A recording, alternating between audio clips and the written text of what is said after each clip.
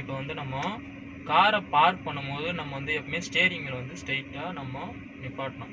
Steering வந்து ஸ்டெடியாக இருக்கும். ஆனால் வந்து வீல் வந்து ஒரு டைம் லெஃப்ட் ரைட் திருப்பி நீங்கள் நிறைய பார்த்துருப்பீங்க. ஓகேவா?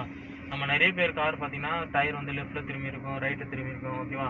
அந்தமாரி நம்ம எப்போவுமே நிப்பாட்டக்கூடாது. ஓகேவா? நம்ம எப்போவுமே காரை பார்க் பண்ணுறோன்னா எங்கன்னா லெஃப்ட்டில் பார்க் பண்ணுறோம், இல்லை வீட்டில் பார்க் பண்ணால் கூட நம்ம காரை ஸ்டேரிங் ஸ்டெடியாக இருந்தாலும் வீலுக்கு வந்து தப்பாக இருக்கும். அதனால் நம்ம ஸ்டேரிங்கில் எப்போவுமே நம்ம ஸ்டெடியாக நிற்பணும். ஓகேவா?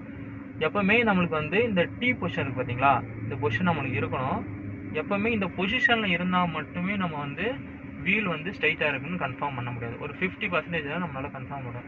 இன்னொரு 50% நம்ம எப்படி கன்ஃபார்ம் பண்ணலாம்னா மூமெண்ட்டு. ஓகேவா?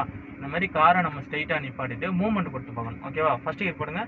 இப்போ வந்து நம்ம இந்த இடத்துல வந்து நம்ம பார்க் பண்ணி நிப்பாட்டிட்டு நம்ம போகிறோன்னு வச்சுங்க. இப்போ வந்து நீங்கள் பார்க் பண்ணிட்டீங்க. இந்த இடத்துல வந்து ஸ்டாப் பண்ணிவிட்டு நிப்பாட்டினதுக்கப்புறம் சின்னதாக ஒரு ஃப்ரண்ட்டில் மூவ்மெண்ட் கொடுக்கணும். ஓகேவா? மூவ்மெண்ட் கொடுங்க. இப்போ பிரேக் மேலே கால் வச்சுங்க. கொஞ்சமாக மூவ்மெண்ட் கொடுங்க. மூவ்மெண்ட் கொடுங்க. ஸ்டாப். எப்படி போகுது காரு? லெஃப்ட்டில் போகுது. அப்போ வந்து நம்மளுக்கு ஸ்டேரிங் ஸ்ட்ரைட்டாக இருக்குது, மூவ்மெண்ட்டு தப்பாக இருக்குது. அப்போ நம்ம என்ன பண்ணோம்? ரைட்டில் ஒரு ரவுண்ட் எடுத்துக்கணும். ஓகேவா? ரைட்டில் ஒரு ரவுண்ட் எடுத்து இப்போ மூவ்மெண்ட் கொடுங்க.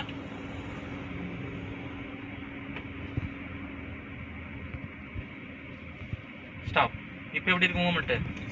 ஸ்ட்ரெயிட்டாக இருக்குது. ஓகேவா?